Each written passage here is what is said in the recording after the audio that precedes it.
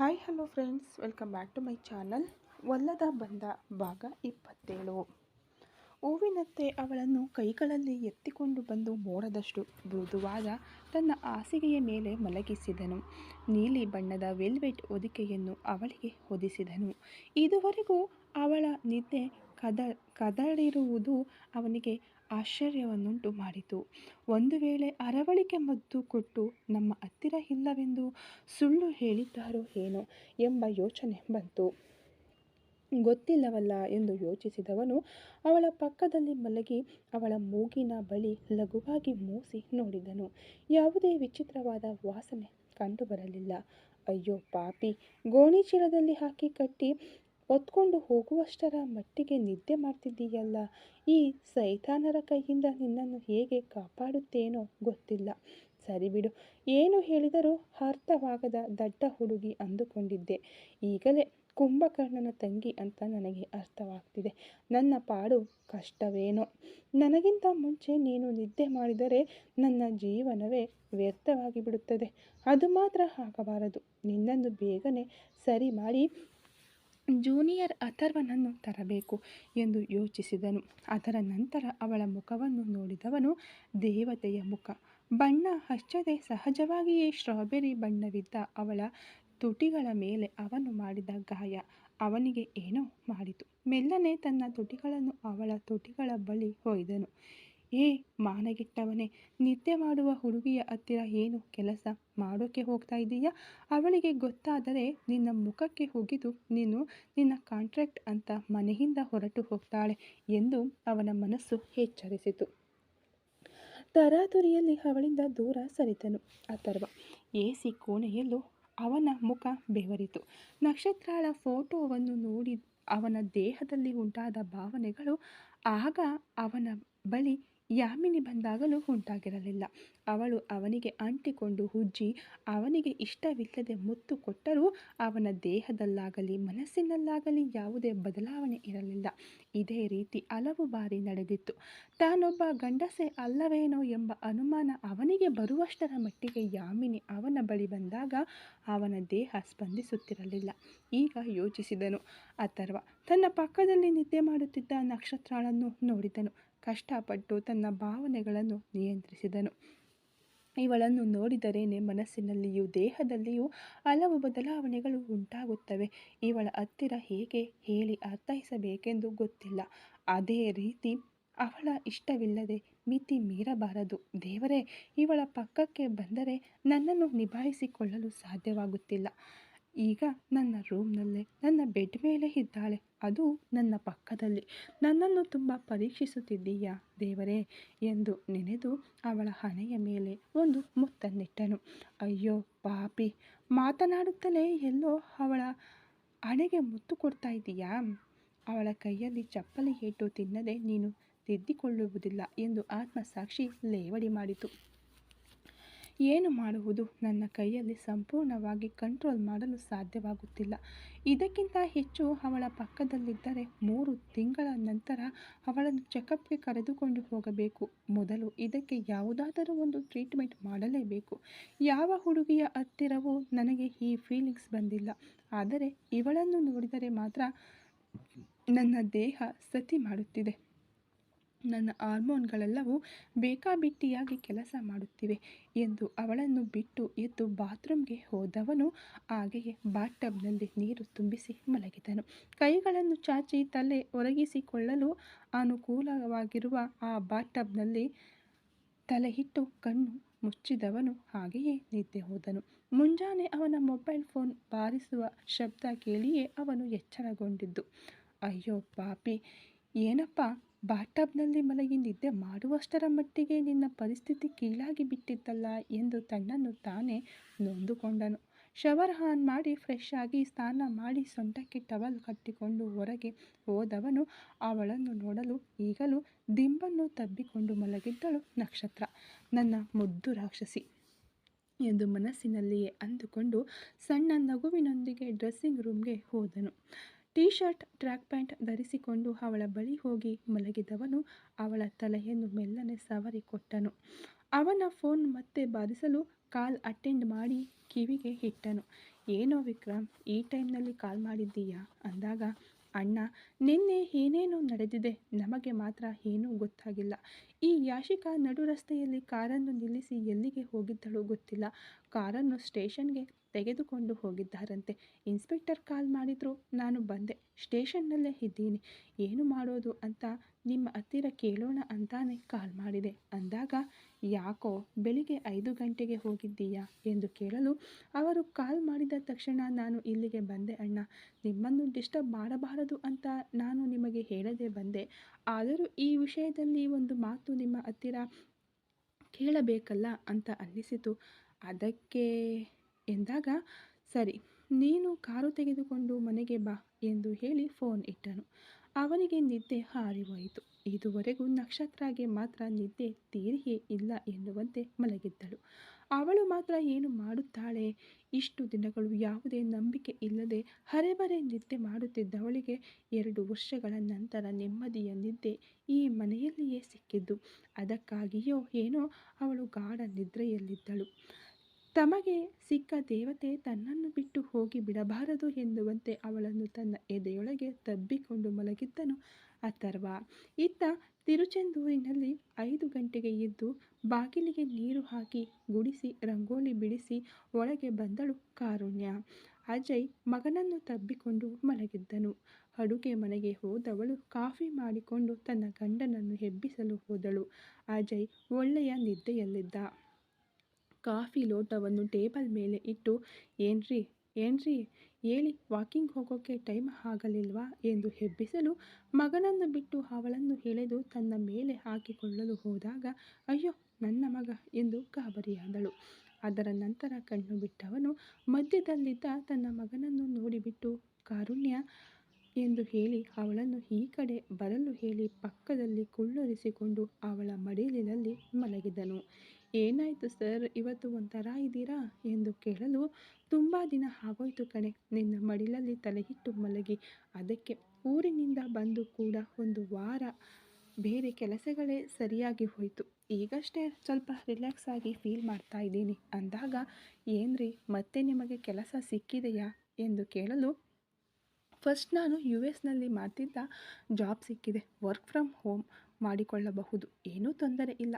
ಇವತ್ತು ರಾತ್ರಿಯಿಂದ ಜಾಯಿನ್ ಆಗಬೇಕು ಅಂದಾಗ, ರಾತ್ರಿನಾ ಎಂದು ಅವಳು ಕೇಳಲು, ಇಲ್ಲಿ ರಾತ್ರಿ ಅಲ್ಲಿ ಹಗಲು. ಸೊ ಇನ್ನು ನಿನ್ನ ಗಂಡ ಹಗಲಲ್ಲಿ ನಿದ್ದೆ ಮಾಡ್ತಾನೆ, ರಾತ್ರಿ ಕೆಲಸ ಮಾಡ್ತಾನೆ ಅಂದಾಗ, ಸರಿ ಬಿಡಿ ಎಂದು ನಕ್ಕಾಗ, ಯಾಕೆ ನಗ್ತಿದ್ದೀಯಾ ಎಂದು ಅವಳ ಕೈಗಳನ್ನು ಹಿಡಿದು ಕೇಳಿದಾಗ, ಯಾಕೆ ಈ ಕೆಲಸವೆಲ್ಲ, ಅಮ್ಮನ ಜೊತೆ ಸೇರಿ ವ್ಯವಸಾಯ ಮಾಡಬಹುದಲ್ಲ ಎಂದು ಕೇಳಲು, ಈ ಕಾಲದಲ್ಲಿ ವ್ಯವಸಾಯವನ್ನು ಮಾತ್ರ ನಂಬಿ ಬದುಕಲು ಸಾಧ್ಯವಿಲ್ಲ ಕಾರುಣ್ಯ.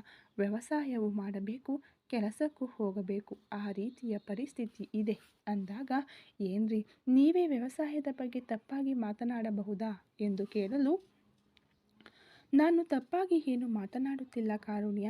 ಇವತ್ತಿನ ಪರಿಸ್ಥಿತಿ, ಬೀಜ ಬಿತ್ತುವವನಿಗೆ ಗಂಜಿಗೆ ಕೂಡ ದಾರಿ ಇಲ್ಲ, ಆದರೆ ಅದನ್ನು ಸೇಲ್ಸ್ ಮಾಡುವವನು ಲಕ್ಷಗಟ್ಟಲೆ ಸಂಪಾದಿಸುತ್ತಾನೆ. ಅದೇ ಇವತ್ತು ದೇಶದಲ್ಲಿ ನಡೆಯುತ್ತಿರುವುದು. ಕಷ್ಟಪಟ್ಟು ಬೀಜ ಬಿತ್ತಿ ಅದನ್ನು ಕಾಪಾಡಿ ಕೊಯ್ಲು ಮಾಡಿ ಕಳುಹಿಸುವ ರೈತನಿಗೆ ಅದರಲ್ಲಿ ಯಾವುದೇ ಲಾಭ ಸಿಗುತ್ತಿಲ್ಲ. ಟೊಮೊಟೊ 10 ರೂಪಾಯಿಗೆ ರೈತನಿಂದ ಖರೀದಿಸಿ 40 ರೂಪಾಯಿಗೆ ಮಾರುತ್ತಾರೆ. ಅದರಲ್ಲಿ ಕೂಲಿಗೆ ಕೂಡ ಗಿಟ್ಟದಂತೆ ವ್ಯವಸಾಯ ಮಾಡಿದವರು ಸಾಲದಲ್ಲಿ ಮುಳುಗುತ್ತಾರೆ. ಎಲ್ಲ ತರಕಾರಿಗಳನ್ನು ಇದೇ ರೀತಿ ಕಡಿಮೆ ಬೆಲೆಗೆ ಖರೀದಿಸುತ್ತಾರೆ. ಇದೇ ಪರಿಸ್ಥಿತಿ ಮುಂದುವರೆದರೆ ಭವಿಷ್ಯದಲ್ಲಿ ವ್ಯವಸಾಯವೇ ಅಳಿದು ಹೋಗಿ ಊಟಕ್ಕೆ ದಾರಿ ಇಲ್ಲದೆ ಸಾಯುವ ಪರಿಸ್ಥಿತಿ ಬಂದರೂ ಬರಬಹುದು ಎಂದನು ಅಜಯ್. ಯಾಕೆ ನೀವು ಹಾಗೆ ಯೋಚಿಸುತ್ತೀರಾ? ಹೀಗೆಯೇ ಯೋಚಿಸಿದರೆ ವ್ಯವಸಾಯವೇ ಇಲ್ಲದೆ ಹೋಗಿಬಿಡುತ್ತದೆ. ನಮ್ಮ ಅಗತ್ಯಕ್ಕೆ ಹಣ ಬಂದರೆ ಸಾಕು, ನೀವು ಅಮ್ಮನ ಜೊತೆ ಸೇರಿ ವ್ಯವಸಾಯವನ್ನು ನೋಡಿಕೊಳ್ಳಿ, ನಾನು ನಿಮ್ಮಿಬ್ಬರಿಗೂ ಸಪೋರ್ಟ್ ಮಾಡುತ್ತೇನೆ ಅಂದಾಗ, ಯೋಚನೆಯಿಂದ ನೋಡಿದವನು, ಓಕೆ ಕಾರುಣ್ಯ, ಈ ಕೆಲಸ ರಾತ್ರಿಯಲ್ಲಿ ತಾನೆ, ನಾನು ಹಗಲಲ್ಲಿ ಅತ್ತೆಗೆ ಸಪೋರ್ಟ್ ಮಾಡುತ್ತೇನೆ, ಮಧ್ಯಾಹ್ನದ ಸಮಯ ಫ್ರೀ ಇರುತ್ತೇನಲ್ಲ, ಆ ಟೈಮ್ನಲ್ಲಿ ನಿದ್ದೆ ಮಾಡಿಕೊಳ್ಳುತ್ತೇನೆ ಅಂದಾಗ, ಥ್ಯಾಂಕ್ಸ್ ಅಜಯ್ ಎಂದು ಅವನ ಹಣೆಗೆ ಮುತ್ತಿಟ್ಟಳು. ಈ ಒಂದೇ ಒಂದು ಮುತ್ತಿಗಾಗಿ ಪ್ರಪಂಚವನ್ನೇ ನಿನ್ನ ಹೆಸರಿಗೆ ಬರೆದಿಡಬಹುದು ಕಣೆ. ಏನು ಮಾಡುವುದು, ನಿನ್ನ ಗಂಡ ಅಷ್ಟೊಂದು ಶ್ರೀಮಂತನಲ್ಲ. ತಿಳಿದೋ ತಿಳಿಯದೆಯೋ ತಪ್ಪಾದ ಸಹವಾಸದಿಂದ ನಿಮ್ಮನ್ನು ತುಂಬ ಘಾಸಿಗೊಳಿಸಿಬಿಟ್ಟೆ ಎಂದು ಅವಳ ಕೈಗಳನ್ನು ತನ್ನ ಎದೆಯ ಮೇಲಿಟ್ಟುಕೊಂಡು ಅವನು ಹೇಳಿದಾಗ, ನಿಮ್ಮದು ತುಂಬ ದೊಡ್ಡ ಮನಸ್ಸು ಅಜಯ್. ಆ ರಣವೀರ್ ನಕ್ಷತ್ರಾಳ ಮೇಲೆ ಸೇಡು ತೀರಿಸಿಕೊಳ್ಳಲು ಕುಟುಂಬವನ್ನೇ ಆಡಿಸಿ ನೋಡಿದ್ದಾನೆ. ಅದರಲ್ಲಿ ನೀವು ಒಬ್ಬರು ಅವನ ಬಳಿ ಸಿಕ್ಕಿಹಾಕಿಕೊಂಡಿದ್ದೀರಿ. ಈಗಲೂ ನಕ್ಷತ್ರಾಳನ್ನು ಬಯ್ಯದೆ ನಿಮ್ಮ ಮೇಲೆ ಮಾತ್ರ ತಪ್ಪಿದೆ ಅಂತ ಮಾತನಾಡ್ತಾ ಇದ್ದೀರಲ್ಲ ನೋಡಿ ಅಂದಾಗ, ಅವಳು ಸಣ್ಣ ಹುಡುಗಿ ಕಾರುಣ್ಯ. ಅವಳನ್ನು ಕಾಪಾಡಿಕೊಳ್ಳಲು ಅವಳು ಮಾಡಿದ್ದು ತಪ್ಪಲ್ಲ. ಆದರೆ ಆ ರಣವೀರ್ ಮಾಡಿದ್ದು ತುಂಬ ತಪ್ಪು. ಖಂಡಿತ ಅವನಿಗೆ ಹೊರಗೆ ಬರಲು ಸಾಧ್ಯವಾಗದಷ್ಟರ ಮಟ್ಟಿಗೆ ಶಿಕ್ಷೆ ಸಿಗುತ್ತದೆ ಎಂದನು. ಅದರ ನಂತರ ಅವಳು ಎದ್ದು ಹೋಗಲು ಅವನು ಫ್ರೆಶ್ ಆಗಿ ವಾಕಿಂಗ್ ಹೋದನು. ಇತ್ತ ಜಿಮ್ನಲ್ಲಿ 6 ಗಂಟೆಗೆ ಎದ್ದು ಅವಳ ನಿದ್ದೆಯನ್ನು ಕದಡದೆ ಅಥರ್ವ ಜಿಮ್ಗೆ ಹೊರಟು ಹೋದನು. ತೀವ್ರವಾಗಿ ವ್ಯಾಯಾಮ ಮಾಡುತ್ತಿದ್ದನು. ಆಗ ಅಲ್ಲಿಗೆ ವಿಕ್ರಮ್ ಬಂದನು. ಗುಡ್ ಮಾರ್ನಿಂಗ್ ಅಣ್ಣ ಅಂದಾಗ, ಗುಡ್ ಮಾರ್ನಿಂಗ್. ಯಾಕೋ ಇನ್ಸ್ಪೆಕ್ಟರ್ ಕಾಲ್ ಮಾಡಿದರೆ 9 ಗಂಟೆಯ ಮೇಲೆ ಹೋಗಿ ಕಾರನ್ನು ತೆಗೆದುಕೊಳ್ಳಬಹುದಾಗಿತ್ತಲ್ಲ, ತಕ್ಷಣ ಹೊರಟು ಹೋಗಬೇಕಿತ್ತಾ ಎಂದು ಕೇಳಲು, ಇಲ್ಲಣ್ಣ, ಅವರು ಕಾಲ್ ಮಾಡಿದ್ದು ಈ ವಿಷಯ ಹೊರಗೆ ಹೋಗಬಾರದು ಅಂತಾನೆ. ನಮ್ಮದು VIP ಗಾಡಿ ಅಂತ ಅವರು ಬಿಟ್ಟರೆ ಅವರಿಗೆ ಪ್ರಾಬ್ಲಮ್ ಆಗಿಬಿಡುತ್ತೆ ಅಲ್ವಾ, ಅದಕ್ಕೆ ಹಗಲಲ್ಲಿ ಕಾಲ್ ಮಾಡದೆ ನನಗೆ ಆನ್ ಟೈಮ್ನಲ್ಲಿ ಕಾಲ್ ಮಾಡಿದ್ದಾರೆ ಎಂದು ಮಾಹಿತಿ ಹೇಳಲು, ಓಕೆ, ಇನ್ನು ಆ ಕಾರನ್ನು ಯಾಶಿಕಾಗೆ ಕೊಡಬೇಡ. ಆ ಕಾರಿನ ಕೀ ನಿನ್ನ ಹತ್ತಿರವೇ ಇರಲಿ.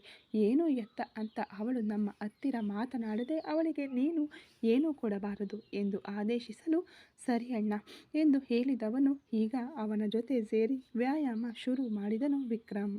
ಇತ್ತ ಕಡೆ ವಿಷ್ಣು ಮನೆಯಲ್ಲಿ 7 ಗಂಟೆಗೆ ಬಾಗಿಲನ್ನು ದಬದಬನೆ ತಟ್ಟುವ ಶಬ್ದ ಕೇಳಿ ತಟ್ಟನೆ ಎದ್ದು ಕುಳಿತಳು ಯಾಮಿನಿ. ಆ ಶಬ್ದಕ್ಕೆ ವಿಷ್ಣುವು ಕಣ್ಣು ಬಿಟ್ಟನು. ಸಮಯವನ್ನು ನೋಡಿದವಳಿಗೆ ಎದೆ ಝಲ್ ಎಂದಿತು. ಅಯ್ಯಯ್ಯೋ, ಇಷ್ಟು ಲೇಟ್ ಆಗೋಯ್ತು, ಏನೆಲ್ಲ ಮಾತನಾಡ್ತಾರೋ ಎಂದು ಹೆದರಿಕೊಂಡು ತನ್ನನ್ನು ತಾನು ನೋಡಿಕೊಳ್ಳಲು ರಾತ್ರಿ ಸುತ್ತಿಕೊಂಡಿದ್ದ ಹೊದಿಕೆ ಮಾತ್ರ ಅವಳ ಮೈ ಮೇಲಿತ್ತು ಹೋಯಿತು. ಹೀಗೆಯೇ ಹೋದರೆ ಮಾನ ಹೋಗಿಬಿಡುತ್ತದೆ ಎಂದವಳು ತರಾತುರಿಯಲ್ಲಿ ಹೊದಿಕೆಯೊಂದಿಗೆ ಎದ್ದಳು. ನೋವು ತಡೆಯಲಾಗಲಿಲ್ಲ. ಹೊಟ್ಟೆಯನ್ನು ಒತ್ತಿ ಹಿಡಿದುಕೊಂಡಳು. ವಿಷ್ಣು ಅವಳನ್ನು ಬೆಂಕಿಯಂತೆ ಗುರಾಯಿಸಿದನು. ಅವನ ಬಳಿ ಇದ್ದ ತನ್ನ ಬಟ್ಟೆಗಳನ್ನೆಲ್ಲ ಬಾಚಿಕೊಂಡು ತರಾತುರಿಯಲ್ಲಿ ಬಾತ್ರೂಮ್ಗೆ ನುಗ್ಗಿದಳು. ಹೋದ ವಾರ ಇದೇ ದಿನ ನೆಮ್ಮದಿಯಾಗಿ ನಿದ್ದೆ ಮಾಡಿದವಳಿಗೆ ಭವಿಷ್ಯ ಇಷ್ಟು ಕೆಟ್ಟದಾಗಿರುತ್ತದೆ ಎಂದು ಆಗ ತಿಳಿದಿರಲಿಲ್ಲ. ಈಗ ನೆನೆಸಿಕೊಂಡರೆ ಅವಳಿಗೆ ಅಳು ಬರುತ್ತಿತ್ತು. ಅವಳು ಹೋದ ನಂತರ ತನ್ನ ಬಟ್ಟೆಗಳನ್ನು ಬದಲಾಯಿಸಿಕೊಂಡು ಬಾಗಿಲು ತೆಗೆದನು ವಿಷ್ಣು. ಎಲ್ಲಿದ್ದಾಳೋ ನಿನ್ನ ಹೆಂಡತಿ? ಅವಳಿಗೇನು ದೊಡ್ಡ ಮಹಾರಾಣಿ ಅಂತ ನೆನಪಾ ಎಂದು ಕಟುವಾಗಿ ಕೇಳುತ್ತಲೇ ಒಳಗೆ ಬಂದರು ಜಾಜಿ. ಗಂಟೆ 7 ಆಯಿತು, ಇನ್ನೂ ಅವಳಿಗೆ ಎಂಥ ನಿದ್ದೆ ಎಂದು ಕೋಪದಿಂದ ಕೇಳಿದರು. ಅಮ್ಮ, ನೈಟೆಲ್ಲ ಹೊಟ್ಟೆ ನೋವು ಅಂತ ಅವಳು ನಿದ್ದೆ ಮಾಡಿಲ್ಲ. ಅದಕ್ಕೆ ಬೆಳಿಗ್ಗೆ ಆಯಾಸದಿಂದ ನಿದ್ದೆ ಮಾಡಿದ್ದಾಳೆ ಅನಿಸುತ್ತೆ. ಸ್ಥಾನಕ್ಕೆ ಹೋಗಿದ್ದಾಳೆ, ಬರ್ತಾಳೆ. ನೀವ್ಯಾಕೆ ಇಷ್ಟು ಟೆನ್ಷನ್ ಆಗ್ತೀರಾ ಎಂದು ಬೆಳಬೆಳಿಗ್ಗೆಯೇ ಸಾಮಾನ್ಯವಾಗಿ ವಿಷ್ಣು ಕೇಳಿದನು. ಹೇಗೆ ಟೆನ್ಷನ್ ಆಗದೆ ಇರೋಕೆ ಸಾಧ್ಯ? ಗಂಟೆ 7. ಎಮ್ಮೆ ಕೂಡ ಎದ್ದಿರುತ್ತೆ. ಇವಳಿಗೆ ಎಂಥ ನಿದ್ದೆ, ಅದಕ್ಕೆ ಅಂತಾನೆ ಬಂದೆ ಅಂದರು. ಸರಿ, ಮಾಯಾ ಏನು ಮಾಡ್ತಿದ್ದಾಳೆ ಎಂದು ಕೇಳಲು, ಪಾಪ ಆ ಹುಡುಗಿ ನೈಟೆಲ್ಲ ಕಣ್ಣು ಬಿಟ್ಕೊಂಡು ಕೆಲಸ ಮಾಡಿದ್ದಾಳೋ ಏನೋ, ಅದಕ್ಕೆ ಈಗ ಸುಸ್ತಾಗಿ ನಿದ್ದೆ ಮಾಡ್ತಿದ್ದಾಳೆ ಅಂದರು. ತಾಯಿಯನ್ನು ನೋಡಿ ಲಘುವಾಗಿ ನಕ್ಕು ಬೇರೇನು ಮಾತನಾಡದೆ ತನ್ನ ಮೊಬೈಲ್ ತೆಗೆದುಕೊಂಡು ಮಾಯಾಗೆ ಕಾಲ್ ಮಾಡಿದನು. ಇವನು ಏನು ಮಾಡ್ತಿದ್ದಾನೆ ಎಂದು ಅವನ ಅಮ್ಮ ಯೋಚಿಸುತ್ತಿರುವಾಗಲೇ, ಹಲೋ, ಗುಡ್ ಮಾರ್ನಿಂಗ್ ಅಣ್ಣ ಅಂತ ನಿದ್ದೆ ಕಣ್ಣಿನಲ್ಲಿ ಮಾತನಾಡಿದಳು ಮಾಯಾ. ಏನಮ್ಮ ಮಾಯಾ, ಗಂಟೆ 7 ಆಯಿತು, ಹೆಣ್ಣು ಮಗು ಇಷ್ಟು ಹೊತ್ತಿನವರೆಗೂ ನಿದ್ದೆ ಮಾಡ್ತೀಯಾ ಎಂದು ಕೇಳಲು, ಅಯ್ಯಯ್ಯೋ ಸಾರಿ ಅಣ್ಣ, ನೈಟ್ ಸ್ವಲ್ಪ ಮೇಲ ಎಲ್ಲ ಕಳುಹಿಸಬೇಕಾಗಿತ್ತು, ಅದಕ್ಕೆ ವರ್ಕ್ ಮಾಡ್ತಿದ್ದೆ. ಈಗ ಸುಸ್ತಾಗಿ ನಿದ್ದೆ ಬಂದು ಬಿಡ್ತು, ಇದೋ ಎದ್ದೇ ಬಿಟ್ಟೆ ಎಂದು ಅವಳು ಕಣ್ಣು ಒಸಗಿಕೊಳ್ಳುತ್ತಾ ಎದ್ದಳು. ಓಕೆಮ್ಮ ಎಂದು ಹೇಳಿ ಫೋನ್ ಇಟ್ಟನು. ಯಾಕೋ ಹುಡುಗಿ ನಿದ್ದೆ ಮಾಡಿದರೆ ಮಾಡಲಿ ಬಿಡು, 9 ಗಂಟೆಗೆ ಆಫೀಸ್ಗೆ ಹೋಗೋದಕ್ಕೆ ಇಷ್ಟೊತ್ತಿಗೆ ಅವಳು ಎದ್ದು ಏನು ಮಾಡ್ತಾಳೆ ಎಂದು ಜಾಜಿ ಕೇಳಿದರು. ಆಫೀಸ್ಗೆ ಹೋಗೋ ಮಾಯಾ 8 ಗಂಟೆ ಮೇಲೆ ಎದ್ದರೆ ಸಾಕು ಅಂದರೆ ಮನೆಯಲ್ಲೇ ಇರೋ ಯಾಮಿನಿ ಮಾತ್ರ ಬೇಗನೆ ಎದ್ದು ಏನು ಮಾಡ್ತಾಳೆ? ಅವಳು ಕಾಣಿಸ್ತಿಲ್ಲ ಅಂತ ಇಷ್ಟು ಟೆನ್ಷನ್ ಆಗಿ ಬರ್ತಿದ್ದೀರಲ್ಲ, ಈಗ ತಾನೇ ಮದುವೆಯಾಗಿದೆ. ಅವಳಿಗೂ ಎಲ್ಲವೂ ರೂಢಿಯಾಗಲು ಸ್ವಲ್ಪ ದಿನ ಬೇಕಾಗುತ್ತದೆ. ಅವಳಿಗೆ ತುಂಬ ಕಾಟ ಕೊಡಬೇಡಿ ಅಮ್ಮ ಅಂದನು. ಈಗ ತಾನೇ ಯಾಕೆ ಮಾಯಾಗೆ ಕಾಲ್ ಮಾಡಿ ಎಬ್ಬಿಸಿದನು ಎಂಬುದು ಅವನ ಅಮ್ಮನಿಗೆ ಅರ್ಥವಾಯಿತು. ನಮ್ಮ ಮಾಯಾಗೂ ಅವಳಿಗೂ ಒಂದೇನಾ ಎಂದು ಕೇಳಿದರು. ಮಾಯಾ ಮತ್ತು ಅವಳು ಒಂದಲ್ಲ, ನಿಜ. ಏನೇ ಆದರೂ ನಾಳೆ ಇನ್ನೊಂದು ಮನೆಗೆ ಬಾಳಲು ಹೋಗುವ ಹುಡುಗಿ. ಅವಳಿಗೆ ಇಲ್ಲಿ ಮುದ್ದು ಮಾಡಿ ಅಲ್ಲಿಯೂ ಹೋಗಿ ಅದೇ ರೀತಿ ಇದ್ದರೆ ಇದು ಸೊಸೆ ಕಾಣಿಸ್ತಿಲ್ಲ ಅಂತ ನೀವು ಸಿಡಿದೆದ್ದು ಜಗಳವಾಡಲು ಬಂದಿದ್ದೀರಲ್ಲ, ಅದೇ ರೀತಿ ತಾನೇ ಅವಳ ಅತ್ತೆಯು ಮಾಡ್ತಾರೆ. ಅದಕ್ಕೆ ಈಗಿನಿಂದಲೇ ಸರಿಪಡಿಸಿಕೊಳ್ಳುವುದು ತಪ್ಪೇನಿಲ್ಲವಲ್ಲ ಎಂದು ಹೇಳಿದನು. ಏನೋ ಹೆಂಡತಿಯ ಕಡೆ ವಾಲುತ್ತಿರುವ ಹಾಗೆ ಕಾಣ್ತಿದೆ. 4 ದಿನದಲ್ಲೇ ನಿನ್ನನ್ನು ಮರಳು ಮಾಡಿಬಿಟ್ಲಾ ಎಂದು ಜಾಜಿ ಎಳೆಯಲು, ಹೆಂಡತಿ ಕಡೆಯೆಲ್ಲ ವಾಲಿಲ್ಲ, ವಾಸ್ತವವನ್ನು ಮಾತ್ರ ಹೇಳಿದೆ. ಆಮೇಲೆ ನಾನು ನಿಮ್ಮ ಮಗ, ಹಾಗಾಗಿ ಸ್ವಲ್ಪ ಮಾತನ್ನು ಹಳೆದು ತೂಗಿ ಮಾತನಾಡಿ ಎಂದು ಸಾಮಾನ್ಯವಾಗಿ ಮಾತನಾಡಿದರೂ ಅವನ ನೋಟವು ಎಚ್ಚರಿಸುವಂತಿತ್ತು. ಜಾಜಿಗೆ ಸ್ವಲ್ಪ ಕಳವಳವಾಯಿತು. ಅವಳು ಸ್ನಾನ ಮುಗಿಸಿ ಬಟ್ಟೆ ಬದಲಾಯಿಸಿಕೊಂಡು ತಲೆಗೆ ಟವಲ್ ಕಟ್ಟಿಕೊಂಡು ಹೊರಗೆ ಬರಲು ಅವಳನ್ನು ಮೇಲಿಂದ ಕೆಳಗೆ ನೋಡಿದರು ಜಾಜಿ. 2 ಹೆಜ್ಜೆ ಇಡಲು ಕೂಡ ಅವಳಿಗೆ ಸಾಧ್ಯವಾಗಲಿಲ್ಲ. ಅತ್ತೆಯ ಮುಂದೆ ನಡೆಯಲು ಆಗದೆ ಮೌನವಾಗಿ ಅಲ್ಲೇ ನಿಂತಳು. ಮಗ ಆಗಲೇ ಅಡಗಿಸಿ ಇಟ್ಟಿರುವುದರಿಂದ ಈಗ ಜಾಜಿ ಧ್ವನಿ ಸ್ವಲ್ಪ ಸಣ್ಣದಾಗಿಯೇ ಕೇಳಿಸಿತು. ಇಲ್ಲಿ ನೋಡು, ಇನ್ಮೇಲೆ ಅಡುಗೆ ಮಾಡೋಕೆ ಆಳುಗಳೆಲ್ಲ ಬರೋದಿಲ್ಲ. ಇನ್ನೂ ಈ ಮನೆಯಲ್ಲಿ ನೀನೇ ಅಡುಗೆ ಮಾಡಬೇಕು. ಮನೆ ಕೆಲಸವೆಲ್ಲ ನೀನೇ ನೋಡ್ಕೋಬೇಕು. ಹೀಗೆ ಮಹಾರಾಣಿಯ ಹಾಗೆ 7 ಗಂಟೆಯವರೆಗೂ ನಿದ್ದೆ ಮಾಡ್ಕೊಂಡಿದ್ರೆ ಆಮೇಲೆ ಚೆನ್ನಾಗಿರೋದಿಲ್ಲ. ನೋಡ್ಕೋ ಅಂದರು. ಸರಿಯತ್ತೆ ಎಂದು ತಲೆಯಾಡಿಸಿದಳು. ಯಾಕಮ್ಮ, ಕೆಲಸದವರು ಯಾಕೆ ಬರೋದಿಲ್ಲ ಎಂದು ವಿಷ್ಣು ಕೇಳಿದನು. ಇವಳು ದಂಡವಾಗಿ ತಾನೇ ಮನೆಯಲ್ಲಿ ಇದ್ದಾಳೆ. ಅದಕ್ಕೆ ಇವಳೇ ಎಲ್ಲ ಕೆಲಸವನ್ನು ನೋಡ್ಕೊಳ್ಳಿ. ಕೆಲಸದವರಿಗೆ ಯಾಕೆ ಸುಮ್ಮನೆ ಸಂಬಳ ಕೊಡಬೇಕು ಅಂದರು.